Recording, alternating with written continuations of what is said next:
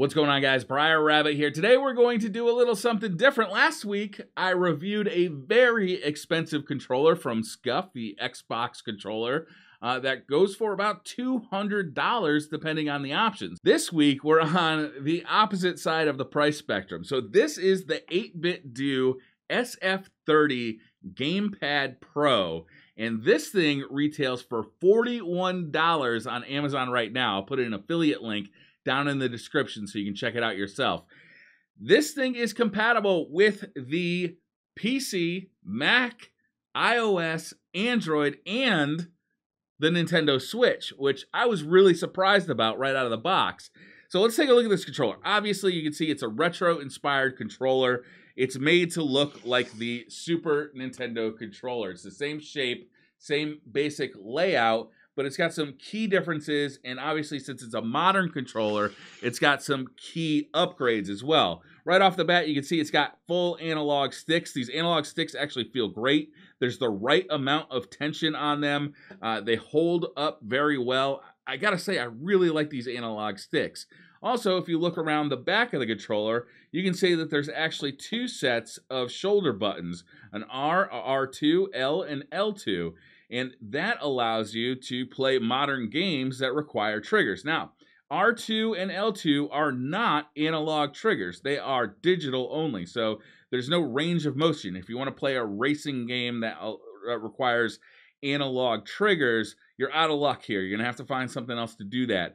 But if you just need them for aiming and firing a weapon or for doing something in your inventory, they work great. And they're actually pretty comfortable. Having those buttons so close together, as opposed to a regular Super Nintendo controller where, you know, there's only one set of buttons up here, it actually is surprisingly comfortable. I was surprised by that quite a bit. Down on the bottom of the face, you will also see a couple of buttons here. These work with the Nintendo Switch to duplicate the functionality of Switch buttons. They also have another feature. The star button over here will actually enable you to turn on the turbo functionality for your face buttons or your trigger buttons, and this guy is the home button. The controller is also fully wireless. It uses Bluetooth to connect to your console or PC, and it comes with a USB-C charging cable. This is the only disappointing thing I have found about this controller so far. I was actually really excited to see that it uses a USB connector because I'd like to see all devices use a USB connector. It's much better than the micros or the mini USBs of the past because you don't have to figure out which way it plugs in. It always plugs in no matter which way you have it orientated. However, the connector on the controller is so loose that you can see I can plug it in just by using the tension of the wire. That's as far as it goes right there, and then it pulls out with very little pressure at all, which means that I cannot play with this while it's charging. So I have to rely on the battery itself to play with it, and when the battery dies, I have to put it down and charge it and make sure that that connector is in there just so. I suspect that I might have a bum unit. I suspect that there is a manufacturing flaw on my unit. I have only used the one. I might try returning this thing and seeing if I get one that has a tighter USB-C port on it, because that's really a bummer for me, is that I can't play with the controller while I'm charging it. So if I end up returning it and getting another one, I'll let you know down in the description of this video what ended up happening and if other controllers have a tighter USB port, because that really, to me, the rest of the controller feels very high quality, but that USB-C port, it really lets down the whole thing. So going back to the controller itself, one of the best parts about this controller is this D-pad. When I am playing 2D games, let's say Bloodstained or Mortal Kombat, what I find is that I really like to use a D-pad as opposed to an analog stick, and this D-pad is top of the class. It just feels like an old school Nintendo D-pad in all the right ways. Also, the face buttons are, I gotta say, like, magnificent. I don't know what kind of buttons they're using here, but they have just the right amount of click to them so that you know that you hit them all the way. They're super satisfying to press. I really like these face buttons quite a bit. The triggers are, you know, fine. I don't find that they're good or bad. They're just there. But man, these face buttons are amazing. I really like these quite a bit. The comfort level of the controller. I find that the controller is actually quite comfortable when I'm playing with the digital pad. But it's not my first choice to play with the analog sticks. The analog sticks are too close together. My thumbs kind of hit each other when I'm using them. I'd much rather have like a fully featured, larger controller with some grips to it if I'm going to play a game that requires thumbsticks, like a first-person shooter or something like this. But for a game like Bloodstained, where I'm really all about using the digital pad and the face buttons, I gotta say, this controller hits the spot in a huge way.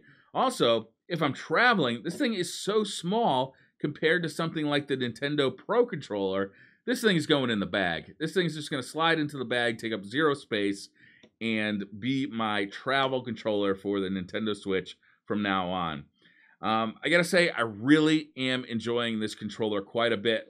Besides this issue with the USB charging port, it does seem like there's something wrong with that. It has been very easy to pair with all of my devices. The thing turns on by just kind of holding the start button down. It gives you a battery indicator down at the bottom as well. The turbo functionality works great for old school games that almost require you to have a turbo button. This thing really nails it for that stuff. I used it to play Bloodstained quite a bit. I used it to play Mortal Kombat 10 quite a bit. And I even tried out Rebel Galaxy Outlaw with it using the thumbsticks more. But again, I'd much prefer a fully featured gamepad with grips and wider set apart thumbsticks for any game that I'm going to use thumbsticks for. I'm glad the thumbsticks are here because if I'm traveling, this will do in a pinch. It's much better than using Joy-Cons on the Switch. Or if I need to navigate a menu or to hit a radial menu to select a weapon or something like that, I'm glad they're here. But really what I'm focused on with this gamepad is the D-pad and mostly using it on kind of old school-ish 2D games that use the D-pad. I really prefer the D-pad for playing games, like Castlevania or Bloodstained or even like a Mario style 2D platformer, anything of that sort. I'd much rather have a D-pad than an analog stick because of the responsiveness. Something like a Mega Man.